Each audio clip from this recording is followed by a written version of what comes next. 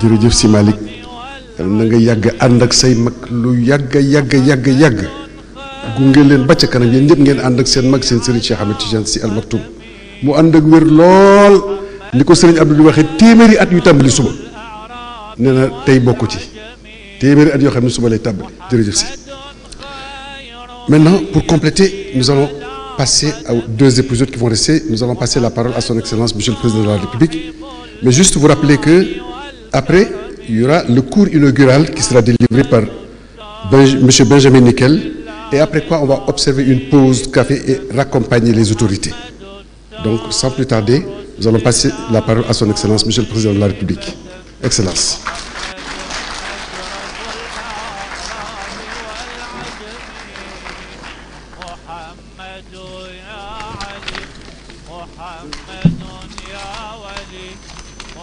am sama benn wëllëre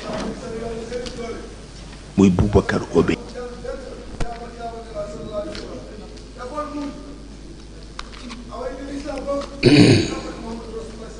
merci beaucoup a jaaraama merci beaucoup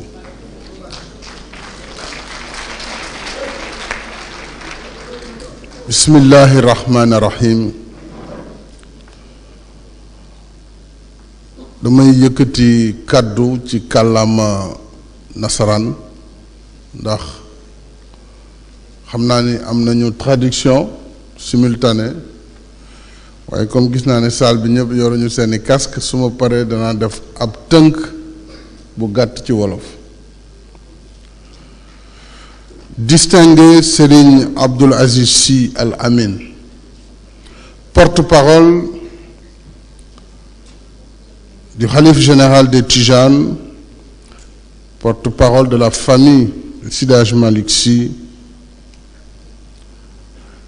honorable Serigne Babacar Sy Mansour, honorable Serigne El Hadji Malick Sy Abdoul Aziz, honorable Serigne Mansour Sy Djamil, distingués membres de la famille de Seydi Hadji Malick Sy,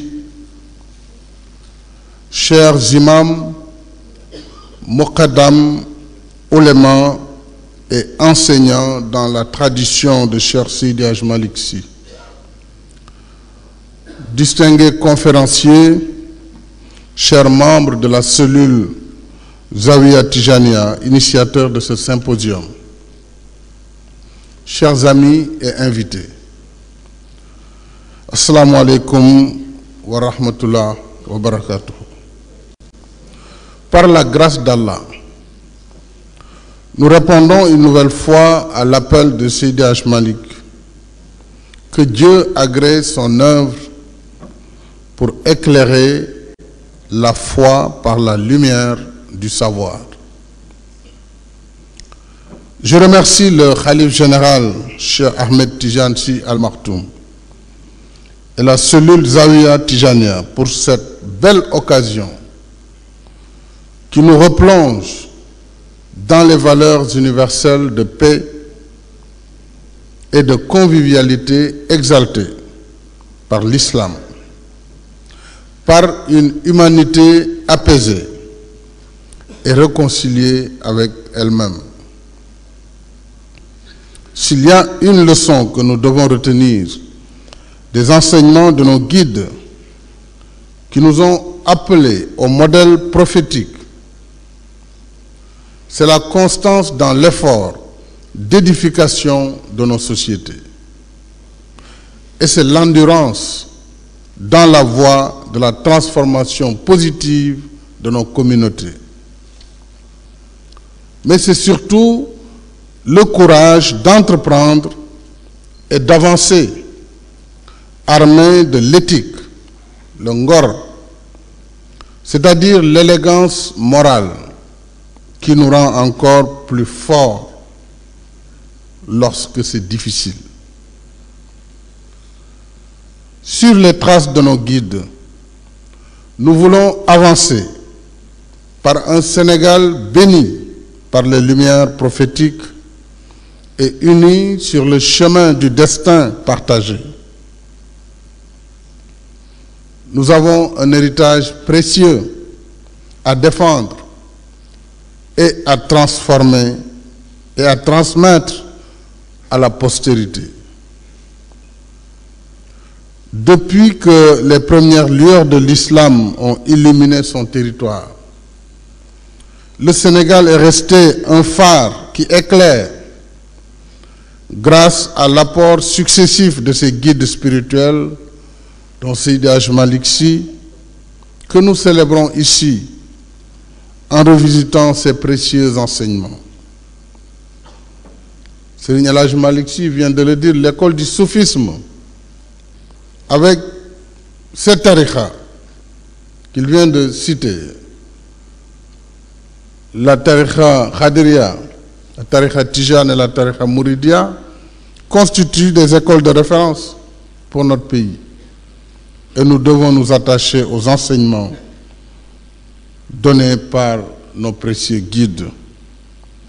Sur le fondement de nos valeurs culturelles négro-africaines, car nous sommes des Africains. Nous sommes des musulmans, mais nous sommes avant tout des Africains. On ne peut pas balayer nos valeurs de civilisation. Et ça, c'est extrêmement important, puisque l'extrémisme, c'est une manière d'imposer, c'est un impérialisme sous le couvert de la religion, pour imposer un modèle aux autres. Et nous ne pouvons pas accepter cela. Moi, c'est le sens de mon combat. C'est un combat pour la liberté d'abord. Ça aurait été d'autres qui auraient porté le même combat, nous aurions eu les mêmes réponses. Parce que nous ne pouvons pas accepter d'être recolonisés aujourd'hui par qui que ce soit.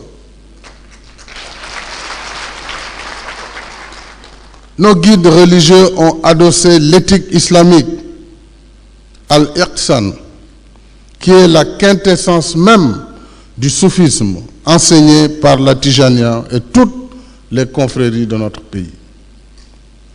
Face aux difficultés de toutes sortes, face aux adversités et agressions de toute nature, les pionniers de l'islam au Sénégal ont offert en viatique à leurs disciples les vertus cardinales de la fraternité humaine.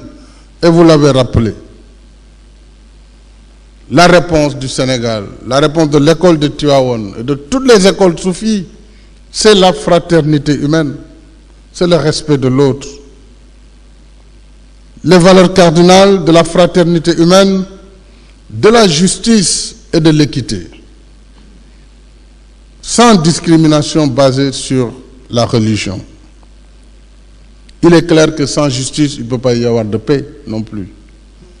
C'est pourquoi la question palestinienne est une question qui doit être prise en charge de manière convenable si nous voulons avoir la paix dans le monde.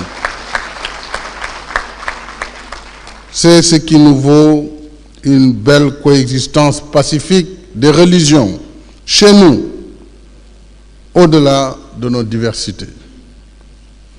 Parce que le prophète Mohammed, paix et salut sur lui, est miséricorde pour l'humanité. Nos guides nous ont enseigné à être avec désintéressement au service de nos semblables, au service de l'humain. Ce devoir envers l'humain qui ne doit pas être perçu comme l'autre, mais comme le prochain. Ce devoir nous invite à redécouvrir les valeurs d'humanité aujourd'hui rudement malmenées. C'est la finalité même des enseignements de Seydi Hadji Malick Sy et ses pairs, les maîtres soufis de notre pays, fondateurs des confréries, patrimoine dont nous sommes, nous Sénégalais, si fiers. Le djihad auquel ils nous ont toujours conviés est le même que le prophète Mohammed sallallahu alayhi wa sallam a enseigné de son vivant. C'est le djihad nafs, l'effort permanent sur soi pour dominer ses instincts, maîtriser ses sens, dominer ses pulsions, vider son cœur et son esprit de tout ce qui pourrait porter préjudice à son prochain. Quoique ce sont là des valeurs que moi et nous tous, nous devons faire nôtres dans ce Sénégal d'aujourd'hui. C'est ainsi que l'homme, dans sa fonction éminente de vicaire de Dieu sur terre, se détache des contingences ruineuses pour son corps et son âme pour s'élever à la dimension spirituelle qui le rapproche de son Créateur. Vivre dans la quête de Dieu par une tension permanente vers lui et par l'action bénéfique au profit de la société. Voilà l'exemple comportemental auquel nous convie Seydi Hadji Malick Sy. C'est pourquoi Serigne Abdou me disait tantôt que nos pères et nos grands-pères n'ont jamais pris comme habitude de construire des maisons. Ils ont toujours d'abord regardé ce qu'ils pouvaient faire pour Dieu. Maanaam nee na papam Seydi Hadji Ababacar Sy Cheikh Khalifa ak Seydi Hadji Malick seen yitte du woon ay kër yi ñuy tabax, mooy ni ñuy jàngale diine yàlla ji ak sunna Muhammad sallallahu alayhi wa sallam. Donc loolu expliqué na lu bari. C'est en restant au service de l'humanité qu'on accède à l'agrément de Dieu. Aussi, le soufisme enseigné par l'école de Maodo Malick nous rappelle ce hadith du prophète Mohammed, paix et salut sur lui. Et je cite: ceux qui sont les plus aimés de Dieu sont ceux qui sont les plus utiles au service des hommes. Fin de citation. C'est pour être au service de son prochain que le premier calife de la Tijaniya, assisté de son frère El Hadji Mansour Sy, a institué les daïra, il s'agit de Seydi Ababacar Sy, et a exhorté les disciples à les rendre dynamiques.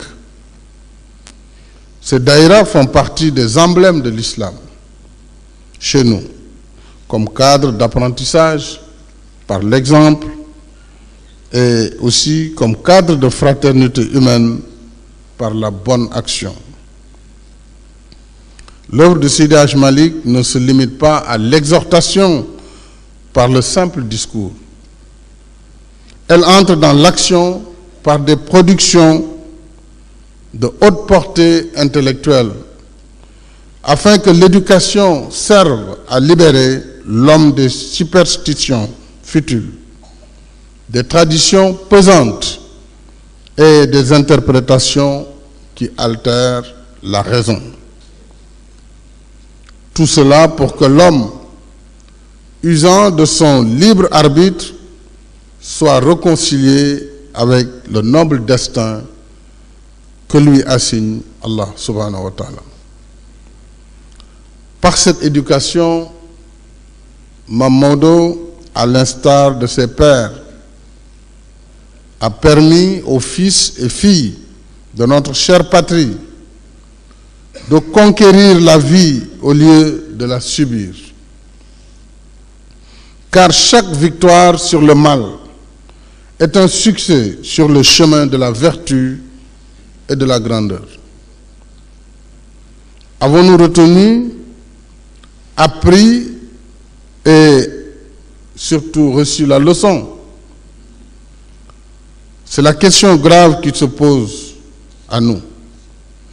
Si nous avons appris et retenu la leçon de nos maîtres, alors nous avons de quoi nous prémunir et prémunir nos enfants contre toutes les déviations et toutes les tentatives de manipulation des consciences. Après des siècles de pratique sur les fondements d'enseignement puisés à la bonne source, l'islam ne doit pas apparaître comme une nouvelle découverte pour nous, Après 1000 ans, si nous devons encore nous mettre à apprendre, autant changer de religion. Après 1000 ans. Ce serait pour ainsi dire le signe même d'une faillite spirituelle, intellectuelle et morale. Ça voudra dire que nous n'avons pas appris notre leçon, tout simplement. Que Dieu nous en garde. Que Dieu nous en garde. L'islam n'est pas une nouvelle découverte pour nous, mais une partie intégrante de nous-mêmes, de notre patrimoine civilisationnel et historique. Et il n'y a guère de place pour le fanatisme et l'extrémisme dans l'héritage que nous ont laissé nos anciens.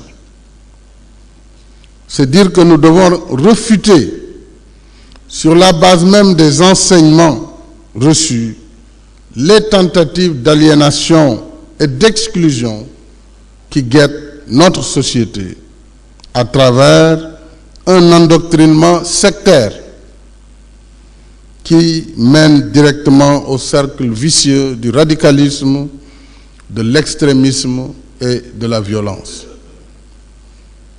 C'est pourquoi je salue cette université de l'école de Tivaouane pour des échanges pertinents que les sachants ou que les savants pourront en tout cas échanger entre eux et faire profiter à toute la société. Aujourd'hui, en dehors de l'action qui incombe au pouvoir public, il y a un besoin urgent d'une réponse doctrinale à haute et intelligible voix contre le radicalisme religieux.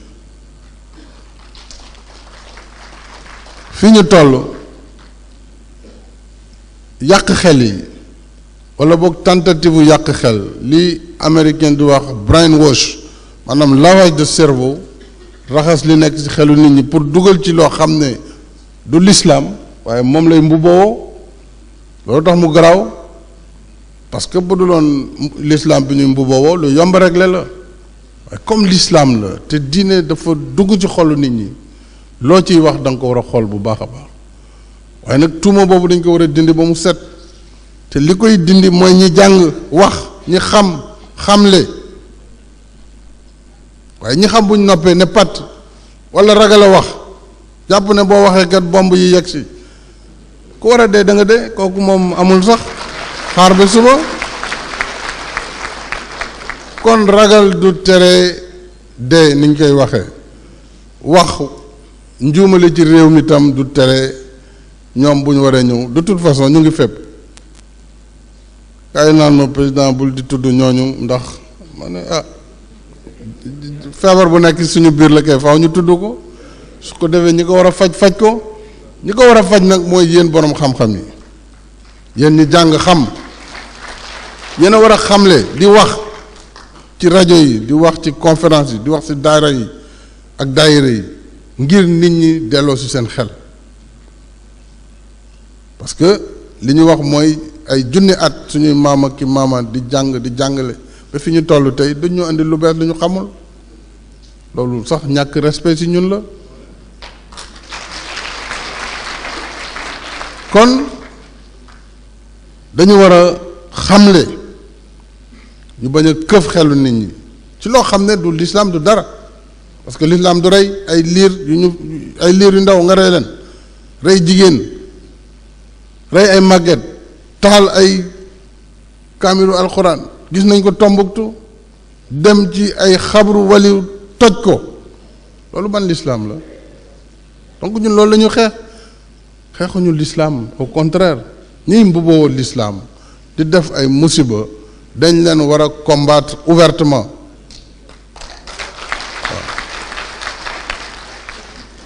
te xeex boobu mu ngi tàmbali nag kenn ku nekk nga xam lu bees loo gis sa koñ walla sa dëkk nga xamle ko su ko defee dinañ laaj ñooñu lu ñuy dox ak lu ñu fiy def walla boog lu ñu jublu ci la ñuy yëngal su ko defee jàmm mën a ne ñooy ci réew mi ñu continuer suñu islam ni ñu ko xamee ni ko maam ñi jàngale te mu méngoog suñu nekkin suñu aada doomu aadama su ko defee jàmm ne ñooy. Ceux qui savent ont le devoir impérieux de parler et ceux qui ne savent pas ont le devoir impérieux d'écouter pour apprendre maanaam ñi xam nañu xamle waaye ku xamul nag na nga màndu boo melee ni man sa àlliwa gàtt bu ñuy wax waxu hadiis ki diine ak yooyu da ngay déglu di taataan te ki xamul bu jëlee kàddu gi dana yàq lu bare te dana tax xëy na ñële gën a am argument kon vraiment ceux qui ne savent pas ont le devoir impérieux d'écouter pour apprendre loolu du gàcce mënoo jàng arab loolu du gàcce dañuy rus sax wax ne man kat mënuma lire téere bi waaw loo jàngul nag mënoo ko tari fekkee jàngoo ko yaa ngi doon jàng leneen wala boog maanaam daal li yàlla xam doy na mais da nga ñaan yàlla rek mu ubbi sa xel ngay jéem nag waaye loolu gàcce amu si ñu xamul daal nañu déglu jéem a jàng je crois que dinañu dimbali itam ci fa ñu jëm. C'est à cela, distingués oulémas et chers conférenciers, que je souhaite vous inviter par ma présence ici à Tivaouane aujourd'hui, car dit-on, la nature a horreur du vide. Si nous laissons le champ libre aux manipulateurs de conscience, ils le rempliront à nos dépens et aux dépens de nos enfants. C'est notre choix de société même qui serait ainsi ruiné. C'est un appel fort que je voudrais vous lancer parce que par la parole et l'acte, vous avez la grâce de pouvoir toucher le cœur et l'esprit des croyants. C'est vous dire combien je suis heureux que votre réflexion pour ce symposium porte sur le sujet du radicalisme, en offrant comme exemple la sublime réponse de l'école de Seydi Hadji Malick Sy. Je félicite donc chaleureusement tous les membres de la cellule Zawiya Tijaniya et prie pour qu'Allah, subhanahu wa ta'ala, dans sa grande générosité, agrée vos œuvres et vous récompense à la hauteur de sa bonté. Assalamu alaikum wa rahmatullah wa barakatuh.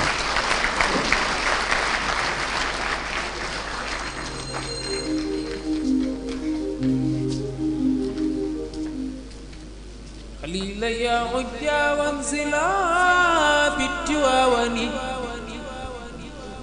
تواون فيها اليمن للمطيابد خليل يا عجا وانزلا بالتواون يا سيد المرسلين. Merci, Monsieur le Président de la République. jërëjëf